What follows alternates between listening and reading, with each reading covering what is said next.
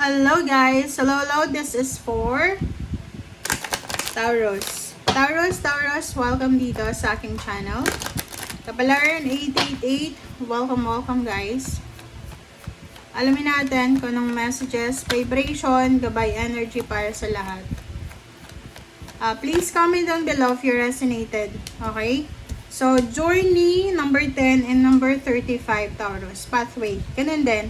So, same with the Virgo. So, sa nakikita ko sa'yo dito, Taurus. May mga Taurus na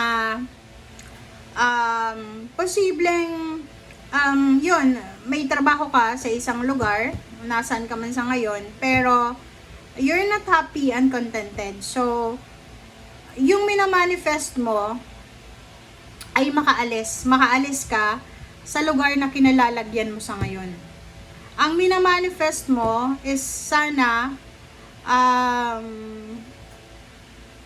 kumbaga there's a new direction na pwede mong tahakin. So ngayong linggong ito, sinasabi ng baraha, especially if it's all about money and all about the future plans mo, posible there's a pathway. So may daan na, kumbaga may rason. There's a good reason na para makaalis ka.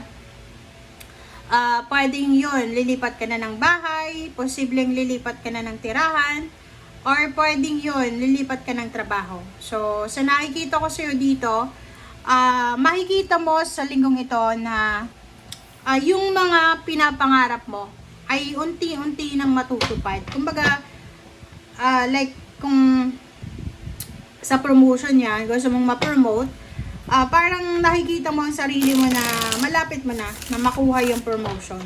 If it's naman travel, gusto mong pumunta ng ibang bansa, pwedeng tapos ka na sa mga requirements. So, you're preparing na for the like visa, parang ganun. Okay? Okay, Taurus, diba? It's confirmation, guys. Confirmation to. Ay, so nakikita ko sa'yo dito, Taurus.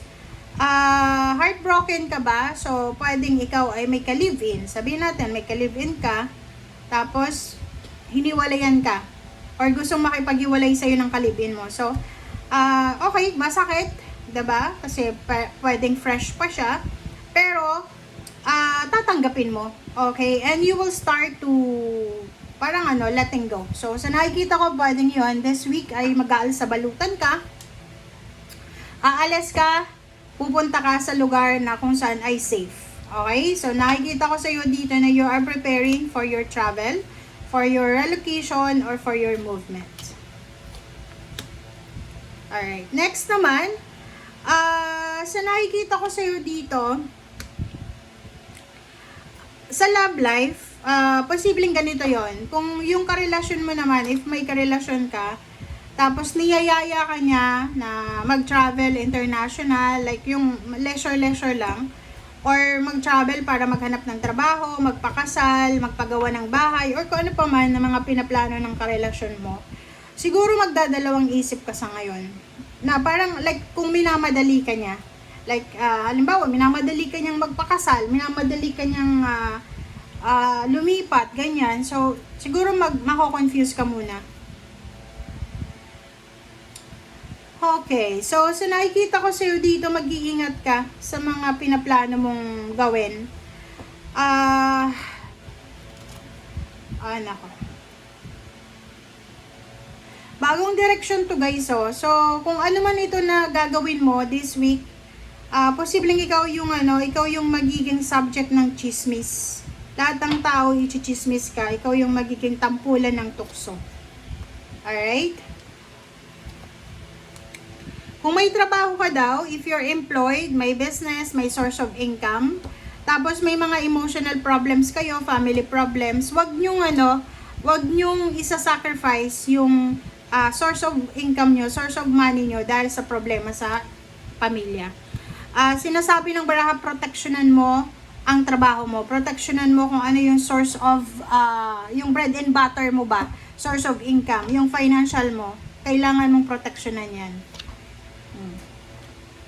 Magpakatatag ka daw, Taurus. Okay?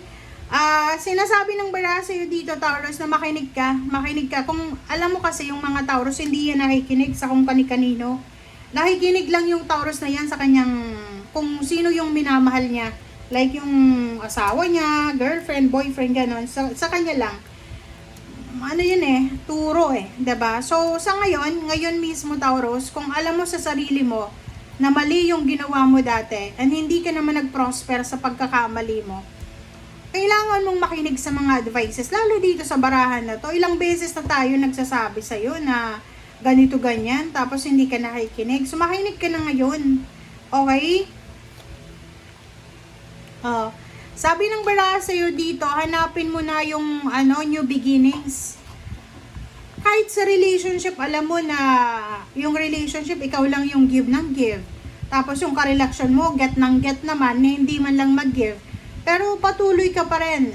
Yung iba nga, inaaway pa yung magulang para lang ipagtanggol ang kanilang girlfriend or boyfriend. Isipin mo to, sabi ng barahan na to, kailangan mo nang hanapin ang bagong direksyon. Kailangan mo nang hanapin ang katahimikan, ang kapayapaan sa bagong direksyon.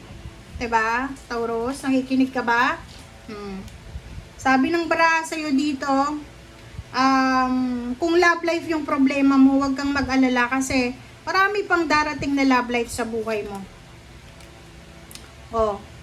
Basta sa ngayon, sinasabi ng baraha, simula ngayon, July hanggang December, huwag kang magpapakasal, huwag kang magpapatayo ng bahay, huwag kang, hay nako, pag-isipan mong mabuti kasi talagang mamumroblema ka dyan. There's a karma, isang napakabilis na karma ang darating sa'yo. Nasa Saturn retrograde tayo. So, kung may mga karma ka na may encounter ngayon, natural yan. Kasi ang Saturn retrograde, lahat ng mga ginawa natin, ibabalik sa atin. Kung gumawa tayo ng maganda, babalik sa atin maganda. Kung gumawa naman tayo ng hindi maganda, ibabalik naman sa atin hindi maganda. Ganun. Alright? Okay. Okay, sa ilalim mo dito, decision making. Isang importanteng desisyon ang kailangan mong gawin.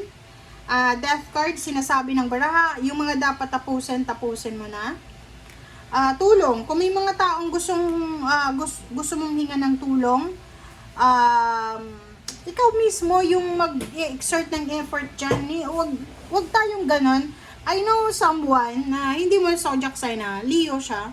Akala mo, like, I know someone Leo and Cancer na sila na yung may kailangan, tapos hindi mo naman alam na may kailangan sila, and then pag hindi mo sila napagbigyan, i-blame ka, parang ganon. So wag tayong ganon. Kung may kailangan tayo, guys, tayo mismo ang lumapit doon sa taong gusto nating hinga ng tulong. Kasi yung mga taong yan, busy sila sa lahat. Busy, ba't nila malalaman na may problema ka sa pera, problema ka sa relationship, kung hindi mo naman ikikwento, diba? So yun guys, thank you for watching. Bye!